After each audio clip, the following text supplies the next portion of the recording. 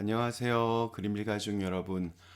오늘 수요일 아침, 오늘도 이렇게 매일 한 말씀으로 또 오늘 하루를 시작하는 모든 분들에게 나의 부족하고 또 연약함에도 불구하고 나를 사용하시는 그런 하나님의 은혜가 있기를 간절히 기원합니다. 자, 오늘 저희는 요나서 우리 3장 마지막입니다. 4절에서 10절의 말씀으로 함께 이 아침 시작하도록 하겠습니다. 요나서 3장 4절에서 10절의 말씀. 요나가 그 성읍에 들어가서 하루 동안 다니며 외쳐 이르되 40일이 지나면 니느웨가 무너지리라 하였더니 니느웨 사람들이 하나님을 믿고 금식을 선포하고 높고 낮은 자를 막론하고 굵은 베옷을 입은지라. 그 일이 니느웨 왕에게 들림에 왕이 보좌에서 일어나 왕복을 벗고 굵은 베옷을 입고 제 위에 앉으니라. 왕과 그의 대신들이 조서를 내려 니느웨에 선포하여 이르되 사람이나 짐승이나 소떼나 양떼나 아무것도 입에 대지 말지니 곧 먹지도 말 것이요 물도 마시지 말 것이며 사람이든지 짐승이든지 다 굵은 베옷을 입을 것이요 힘써 하나님께 부르짖을 것이며 각기 악한 길과 손으로 행한 강포에서 떠날 것이라. 하나님이 뜻을 돌이키시고 그 진노를 그치사 우리가 멸망하지 않게 하시리라. 그렇지 않을 줄을 누가 알겠느냐 한지라. 하나님이 그들이 행한 것 곧 그 악한 길에서 돌이켜 떠난 것을 보시고 하나님이 뜻을 돌이키사 그들에게 내리리라고 말씀하신 재앙을 내리지 아니하시니라. 아멘. 네, 우리 성경에 나오는 인물들 중에서 요나는 우리와 가장 이렇게 비슷한 성품을 가진 선지자라고 했습니다.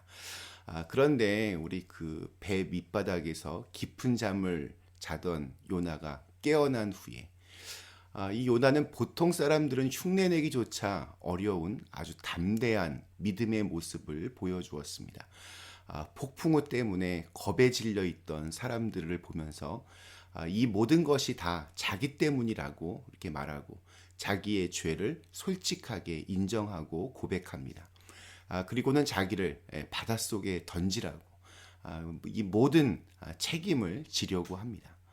하나님이 예비하신 물고기 뱃속에 들어가서는 숨조차 제대로 쉴 수 없는 그 처참한 상황 속에서도 3일 밤낮을 하나님께 회개하며 기도합니다. 특별히 애써 이렇게 외면하고 있던 하나님이 주셨던 그 사명을 다시 기억하고 다시 한 번만 기회를 달라며 서원 기도를 합니다. 물고기가 요나를 토해내고 하나님은 처음 요나에게 명령하셨던 말씀을 다시 똑같이 주셨습니다. 요나가 드렸던 이 서원 기도처럼 다시 한번 기회를 주신 것입니다. 여기까지만 보면 요나는 절대로 가볍게 볼 수 있는 사람이 아닙니다. 성경에 나오는 다른 그 위대한 인물과 비교해서도 절대 뭐 이렇게 꿀리지 않을 만큼 요나의 믿음은 대단해 보입니다. 하나님이 요나를 이렇게 특별하게 사용하신 이유가 꼭 있는 것만 같습니다. 그는 이제 자신이 가야 했던 곳, 큰 성 니느웨 앞에 도착했습니다. 자, 그런데 오늘 읽은 말씀부터 요나는 우리가 친근하게 여기는 예전의 모습으로 다시 돌아옵니다.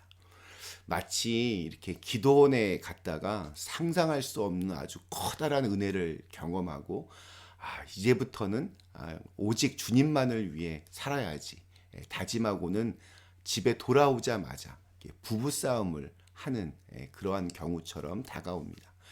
오늘 4절 말씀이 이렇게 시작합니다. 요나가 그 성읍에 들어가서 하루 동안 다니며 외쳐 이르되 40일이 지나면 니느웨가 무너지리라 하였더니 앞선 3절에서는 니느웨는 사흘 동안을 걸어야 할 만큼 큰 성이었다라고 했습니다. 그런 큰 성을 하루만 돌아다닙니다. 그가 하나님의 말씀을 받고 정말 전심을 다해서 복음을 전하려고 했다면 사흘 동안이 문제가 아니라 훨씬 더 오랜 기간 동안 사람들을 만나고 집집마다 들어가서 거기에 있는 사람들을 설득하고 이제 40일이 지나면 이 성에 큰 환란이 닥칠 것입니다. 여러분은 하나님의 말씀을 들어야 합니다. 뭔가 이렇게 애통하는 마음으로 이 말씀을 전해야 했을 것입니다. 그러나 요나는 전혀 그렇게 하지 않았습니다. 3일 동안 걸어 다녀도 다 돌지 못할 큰 성읍이었던 니느웨를 그는 그냥 설렁설렁 하루 동안 대충 다녔습니다. 원래 선지자란 하나님의 뜻을 제대로 전해야 합니다. 하나님의 본 뜻은 이 성을 멸망시키려는 것이 그 목적이 아니라 멸망을 예고해서 그들을 회복시키고 다시 살리기 위한 것이었습니다. 그렇다면 요나는 이렇게 전해야 했습니다. 여러분들 지금처럼 이렇게 죄악 속에서 살아가면 40일이 지나면 망할 것입니다. 그러나 회개하면 하나님은 용서해 주십니다. 그러니 회개하고 구원을 받아야 합니다. 이렇게 전해야 이게 맞습니다. 하지만 요나는 이 아수르, 니느웨에 대한 그 미움이 사라지지가 않았습니다.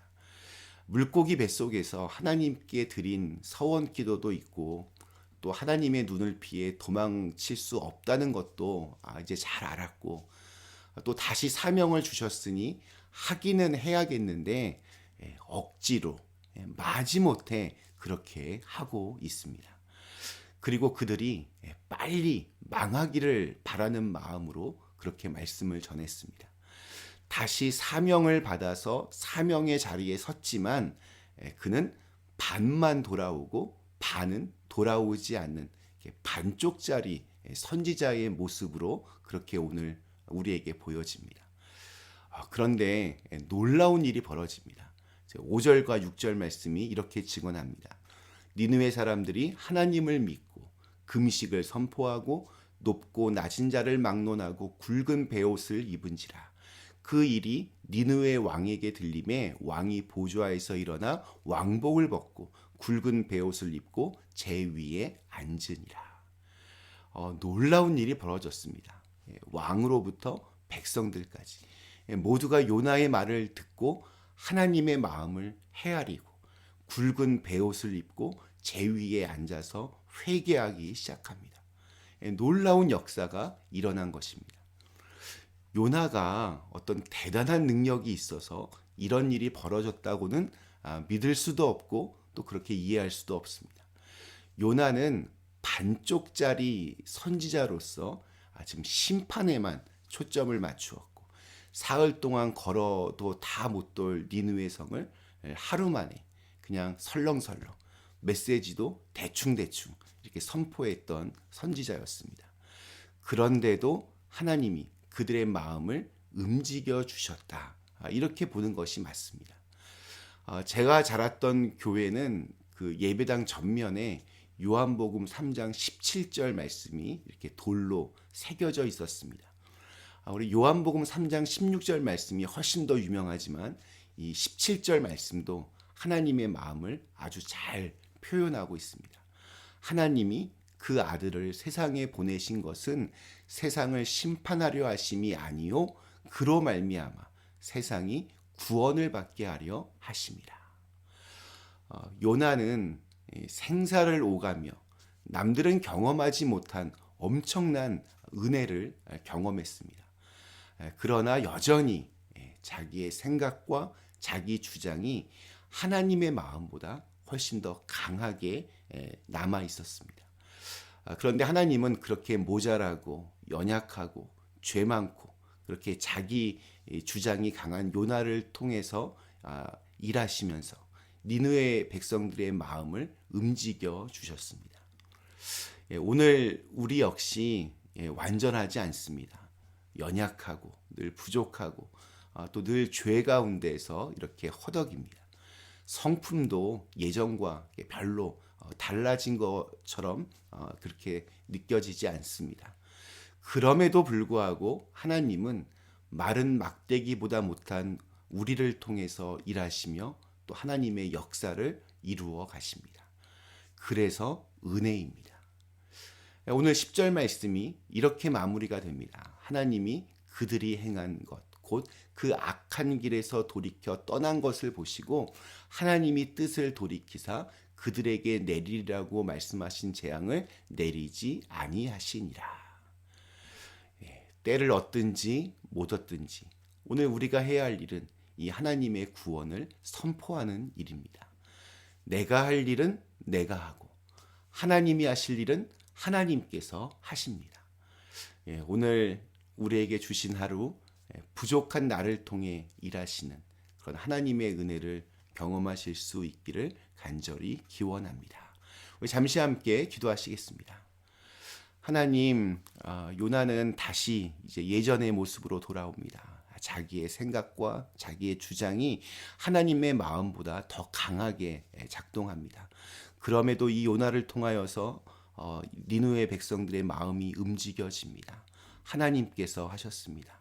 하나님의 구원이 더 큰 생명에 대한 구원이 더 큰 마음이었기 때문입니다.